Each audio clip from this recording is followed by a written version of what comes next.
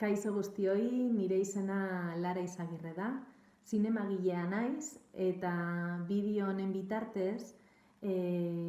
adierazi nahi dut nik ere zinemina sentitzen dudala eta horregatik Zine Euskadiko egitasmo honetan parte hartzeko nahia izan dudala. Momentu honetan eskuartean daukagu proiektu zoragarri bat, Nora deitzen da, nire bigarren film luzea da,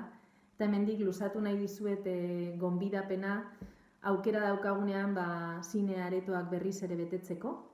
izten diguten bezala, ikusle bakoitza oso beharrezkoa delako, lehen eta orain ere bai, eta lantalde artistiko eta teknikoak beti ikuslea daukalako buruan lan egiten duenean, eta gurea bezalako pelikuletan azken helmuga hori azken gozokia zaretezue, jakin nahi dugu zer pentsatzen duzuen gure pelikulaz, eta horregatik hemendik gonbitea ahal dugunean berriz ere elkarrekin zine aretoak betetzeko eta elkarrekin istorioetaz gozatzeko, eta besarkada bat bitartean zineak